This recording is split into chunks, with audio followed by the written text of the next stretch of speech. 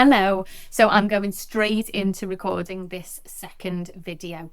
As you can see, I haven't even got changed. So in the previous video, I talked about securing the stepping stones of life for our neurodivergent children, understanding that they are predisposed to anticipate that the next thing they do is going to be a challenge for them. So if we can make as much predictable and certain as possible before they take that step, there's less anxiety around what's going to happen. Okay. So it means that we can bring those anxiety levels down. The more we do this, the more in control and in the know they feel. We can bring those anxiety levels down. It means the more we can do this, bringing down this anxiety level, it means that they're not quite always on the edge. We can give them a little bit more room to work with. So we call that the baseline level when we're talking about anxiety and kind of an anxiety escalation curve. We talk about that baseline and doing as much as we can to bring that baseline down. Now, the biggest question when we are thinking about securing the stepping stone, so when we're thinking about using visual planners and talking, some children will prefer just verbal kind of contracts almost about what the plan is going to be, and some children, like my son, he really appreciates them being written down. He really likes checklists and things like that. I will make him some checklists, writing them down on a sheet. Sometimes he'll make his own. I'll use the notes section on my phone where there's a really good there's a really good feature on your phone where you can actually create like a tick box. I'll see, can I do it now while I'm talking? You can create a tick box so you can so they can actually tick off the things that they want to do. So if you have a look here, I've got a plan that I've had in the bank for a while. So this was Tuesday's plan, and we'd gone away and we were going to Captain Cook's museum, Captain Cook's boat, fish and chips in the famous restaurant. We've gone to Whitby for that week, and you can see here that I set it up as a tick box, and as we did each thing, we clearly didn't do those last two. He can go and he can tick the tick boxes. So that's just a feature on your phone, on the notes section on your phone that you can use. So my son really loves these kinds of things, and so often when I can see that his anxiety is spiking, I will say, should we write a list? Should we write a plan for today? And I know that he is doubting the stepping stones. So I will make a real conscious effort that day to try and secure as many of those stepping stones as possible, so he doesn't have those question marks over in his mind. And this is something that I've practiced a lot, and so it comes more naturally to me. So don't be beating yourself up if it's not coming naturally to you. And at the moment you're finding yourself just kind of looking back on episodes and thinking, oh, I could have written a list there. Don't worry, that's a big part of the learning journey, and that's what I talk about in my first session of the group program called Pause Together. That's one of the things that we cover in our first session. We look at what this learning journey looks like, because it's not linear. You don't have one session with me and suddenly all the meltdowns stop. It's about learning more and being able to look back and think, okay, that didn't go very well, but I can see why it didn't go very well. So I have lots of parents coming to me and saying, we did have a bad weekend, but I know exactly why we had a bad weekend. I know exactly what went wrong. And whilst that doesn't necessarily help you in the moment where you think, oh yeah, but it would have been great for me to know at the time what to do about it, it's a really important part of our learning journey, because the more we do that, the more able and equipped we are to be able to actually anticipate things next time, because we think, oh, that happened last time, I needed a list, let's get the list out. So using lists is very, very helpful for some children. As I say, for some PDAs, my son is kind of a bit of a borderline. He's not specifically diagnosed, but he has a lot of PDA traits.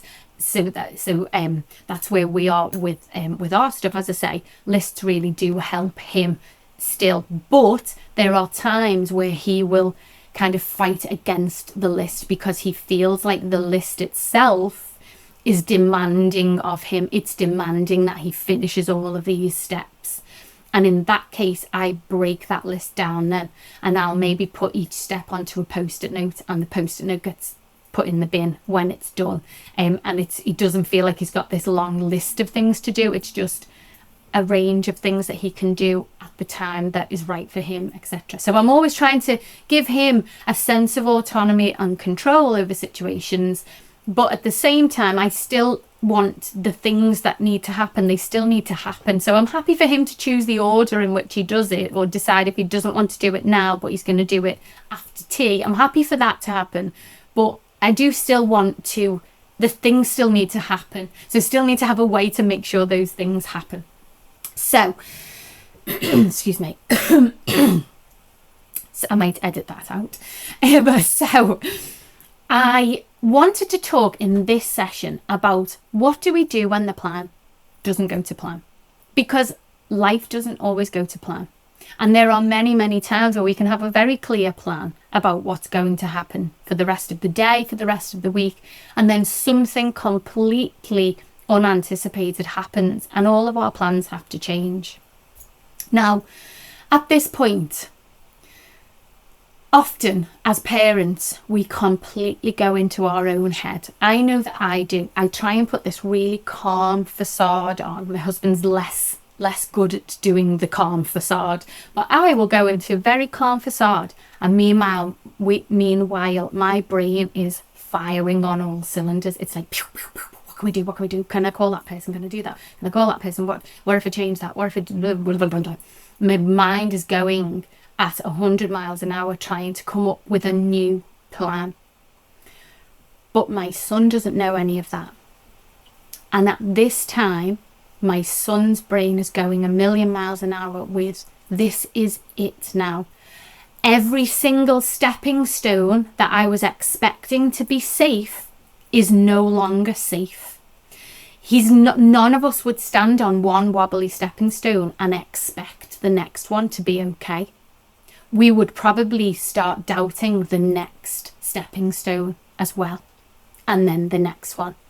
And if we were already in the middle of the river or the ravine, we would then start panicking that we were never going to be able to get to the other side. Now, that's what our child is doing constantly.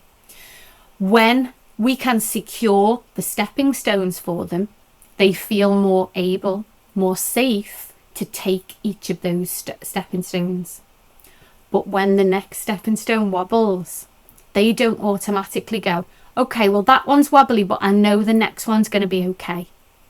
They just go, all of the stepping stones now are wobbly for the rest of my life. That's what happens. Many of our children have a real sense of permanence.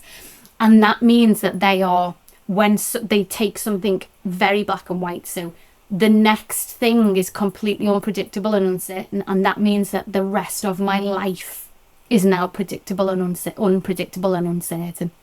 They can't just say, okay, for the next 10 minutes, things are going to be a bit ropey, and then we'll get back on track. They can't make that jump themselves. They need us to be able to make that jump with them. And as I say, often once that plan starts to change, we don't necessarily include them in what's going on in our thought process. We often try and shield them from it. And meanwhile, they are escalating because now they are doubting every single stepping stone. So one of the things that I started to do really early on was to recognize this, to recognize that now this next step in the plan has changed for him, and now he's doubting everything now. He doesn't feel secure with any of the other things in his life. So at that point, I would be able to reassure, validate that experience for him and say, I know something's changed here. It feels really horrible when something changes. But let's think about what we definitely know is going to happen today. Let's write down the plan. So yes, this next thing, we thought we were going to Nana and Grandpa's house, but we can't go there now. But we can still definitely come back and play in the garden with your friend at 3 o'clock. We can definitely do that. Write it down. We are definitely going to have pizza. Look, here's the pizza in the freezer. We're definitely going to have that for tea. Let's write it down. And what I'm doing is I'm saying, okay, the next stepping stone is a bit wobbly. We thought we were going to Nana or Grandpa's. We're not going there now. But the steps after that are going to be fine. And that helps to bring down the anxiety a little bit, okay, when we can recognize what's going on. The other thing that I want to talk to you about is something that I introduced to my son called, well, I mean, I haven't made it up. I've made it up, the whole thing, but it's plan A and plan B. So it's a strategy that I use with my son regularly. When I know that there is a potential for the next step to wobble. So one of the most kind of the easiest examples I can give you of this is going to a shop. I avoid going to a shop at all costs with my son. We can't just pop in to a supermarket to pick up something for the team. Can't do that. He becomes so overwhelmed by the environment that it will always end in disaster. So it's very, very rare that I will do that kind of thing. But there are occasions where we have to go into a shop. And on those occasions, I will always make it my business to kind of sweeten the deal for him. Some might call it bribery. I just call it what I need to do. Okay. So there'll always be, we need to go into the shop. What would you like? Because when we've got things, this is the list of the things that we need to buy. When we've got that, you can choose something. Okay. So at the moment of recording this, Hubba Bubba is the thing. He is completely he's watching videos on Hubba Bubba. He's just interested, totally obsessed with Hubba Bubba at the moment. It'll change again in a few weeks, but at the moment it's Hubba Bubba. So we go into a shop, he wants Hubba Bubba. Okay. Now, not all shops will sell Hubba Bubba. So this is what we do. Before we go into the shop, we will come up with plan A and plan B. We'll write it down. I will write it on my phone. Plan A is that we'll get Hubba Bubba. But if they don't have any Hubba Bubba, let's come up with plan B. What will plan B be? And what would you like plan B to be? I will give him the control and autonomy. Sometimes I might make some suggestions. Like we could go and try at the different shop around the corner, but we might not want to do that. We could put the money in your money box so that next time we go, you can get 2 Hubba Bubbas. It could be that you, instead of getting Hubba Bubba this time, you get some Frutellas or, whatever. And he has, because I've practiced this a lot with him, so he has got now much better at being able to kind of come up with a plan A, plan B. And that helps us to secure the stepping stones. Even if we think that one of them might be a bit wobbly, we still got a plan. It's still a plan. It's still predictable and certain. It's still written down. It's still black and white. So although we are planning for unpredictability, there's an element still of safety and security attached to it. So we won't go into a shop unless we've had that discussion. We have the plan A and the plan B discussion.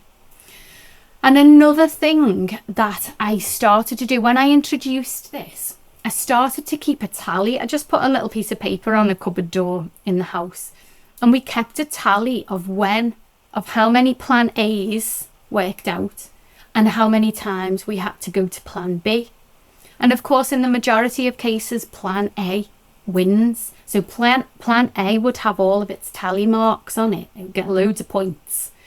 And plan B got fewer points. And again, it became this visual, really concrete way for him to look at plan A and plan B and see mostly plan A works out. It gave me something else to talk to him about. We're going into the shop.